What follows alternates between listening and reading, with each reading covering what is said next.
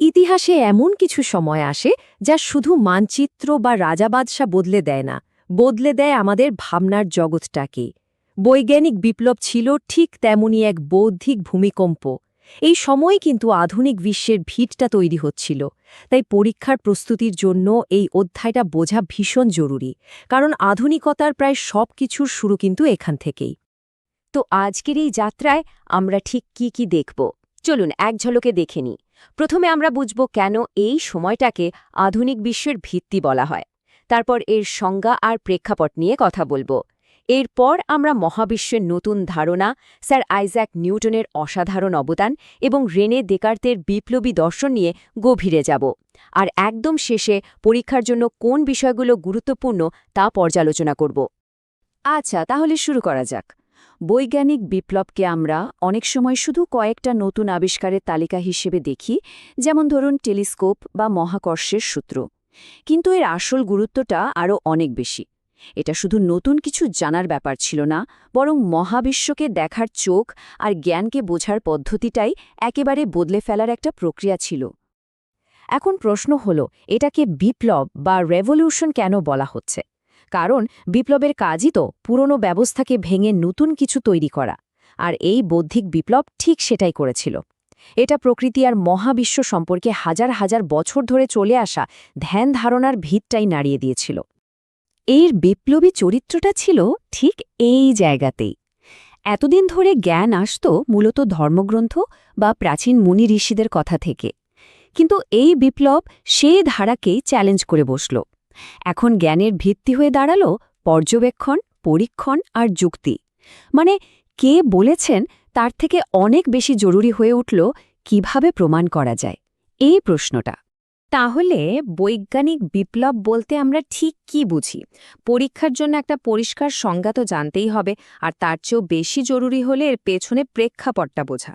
মানে ঠিক কোন পরিস্থিতিতে এই বিপ্লবের জন্ম হয়েছিল।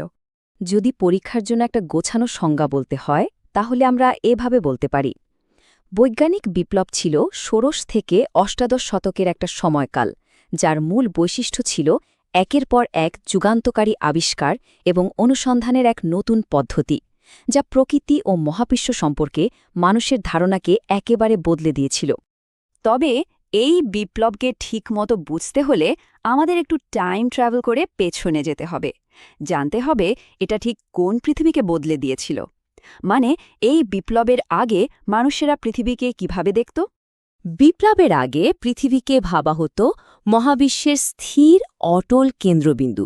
এই ভূকেন্দ্রিক বা জিওসেন্ট্রিক মডেল অনুসারে আমাদের পৃথিবী একদম স্থির, আর সূর্য, চাঁদ, তারারা তাকে কেন্দ্র করে স্বর্গের নিখুঁত বৃত্তাকার পথে ঘুরছে। এই ধারণাকে চার্চ আর অ্যারিস্টটলের দর্শন দিয়ে এতটাই সমর্থিত ছিল যে এটাকে প্রশ্ন করার কথা কেউ ভাবতেও পারত না।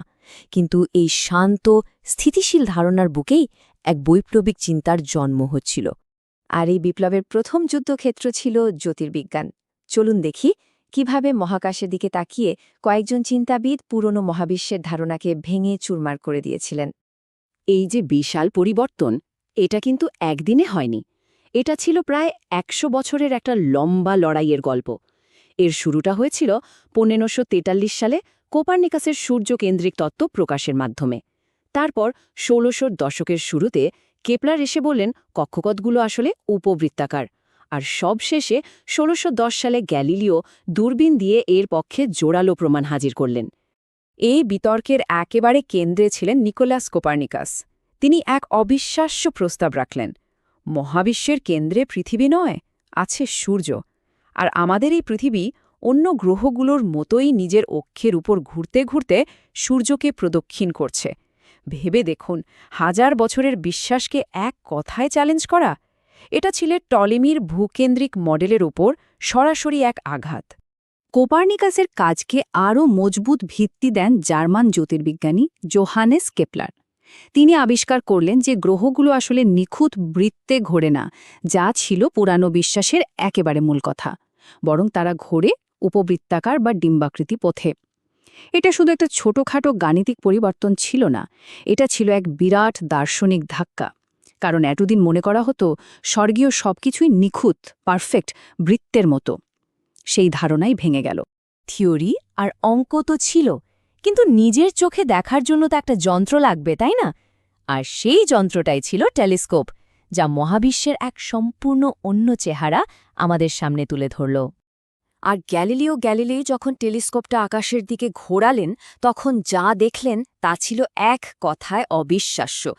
তিনি দেখলেন বৃহস্পতিরও নিজের চাঁদ আছে, শুক্র গ্রহের দশা বদলায় চাঁদের মতো, আর স্বর্গের নিখুঁত চাঁদ আসলে এবড়োখেবড়ো গর্তে ভর্তি।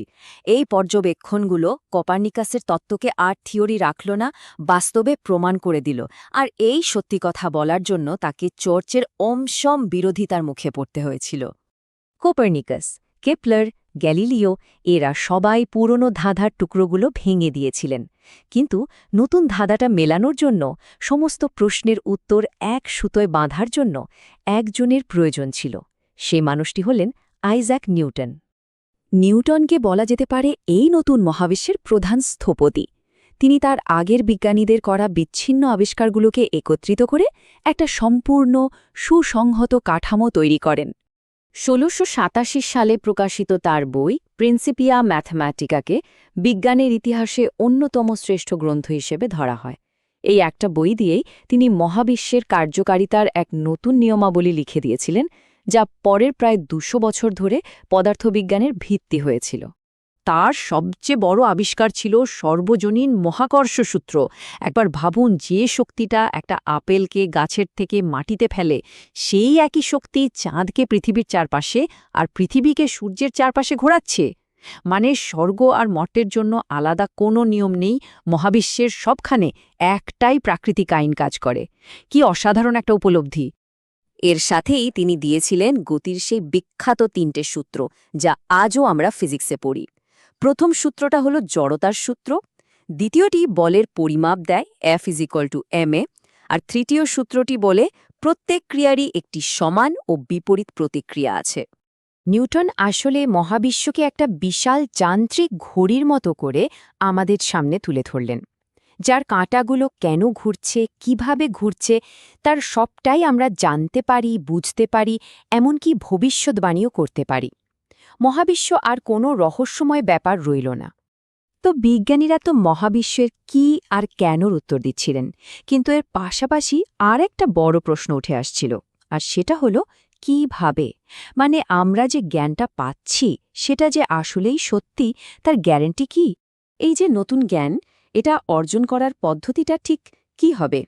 শুধু চোখে দেখা বা পরীক্ষা করাই কি যথেষ্ট, নাকি এর পেছনে একটা মজবুত দার্শনিক ভিত্তি দরকার, যা আমাদের নিশ্চিত জ্ঞানের দিকে নিয়ে যাবে?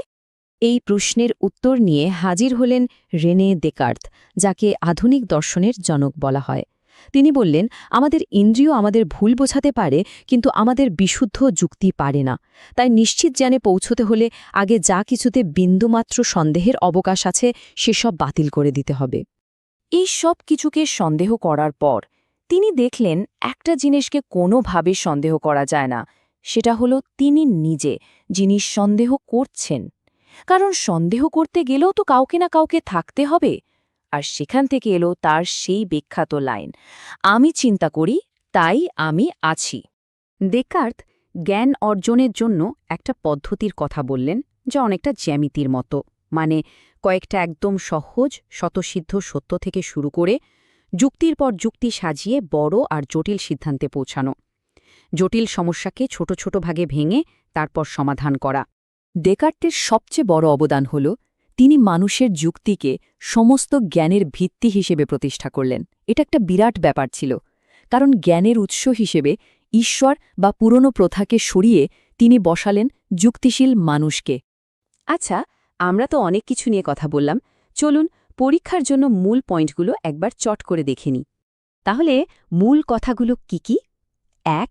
বৈজ্ঞানিক বিপ্লব পৃথিবীকেন্দ্রিক ধারণাকে সরিয়ে সূর্যকেন্দ্রিক মডেল এনেছে। ২. কোপার্নিকাস, কেপলার আর গ্যালিলিওর মতো বিজ্ঞানীরা এই জ্যোতির্বিজ্ঞানের বিপ্লবকে এগিয়ে নিয়ে গেছেন। ৩. আইজ্যাক নিউটন তার গতিসূত্র ও মহাকর্ষ সূত্রের মাধ্যমে মহাবিশ্বের এক যান্ত্রিক ব্যাখ্যা দিয়েছেন। আর ৪. রেনে দেকার্ত যুক্তিবাদকে জ্ঞানের ভিত্তি হিসেবে প্রতিষ্ঠা করেছেন। এই আলোচনা থেকে পরীক্ষায় কেমন প্রশ্ন আসতে পারে? এখানে কয়েকটা উদাহরণ দেওয়া হল, যেমন জ্যোতির্বিদ্যার বিপ্লবে কোপার্নিকাস, কেপলার এবং গ্যালিলিওর অবদান নিয়ে বড় প্রশ্ন আসতে পারে। অথবা বৈজ্ঞানিক বিপ্লব কী এবং নিউটনের অবদান ব্যাখ্যা করতে বলা হতে পারে। দেকার্তের যুক্তিবাদী দর্শন নিয়েও একটা শর্ট নোট আসতে পারে। কিন্তু এই যে চিন্তার জগতে এত বড় একটা ঝড় উঠল, তার প্রভাব কি শুধু বিজ্ঞান বা দর্শনের মধ্যেই আটকে ছিল? একদমই না। এই ঝড় খুব তাড়াতাড়ি রাজনীতি, সমাজ আর ধর্মের ভিতকেও নাড়িয়ে দিতে শুরু করল। বিজ্ঞানের এই বিপ্লব কিভাবে জন্ম দিল রাজনীতি আর সমাজের বিপ্লবের, সেই রোমাঞ্চকর গল্পটাই আমরা শুনব আমাদের পরের পর্বে।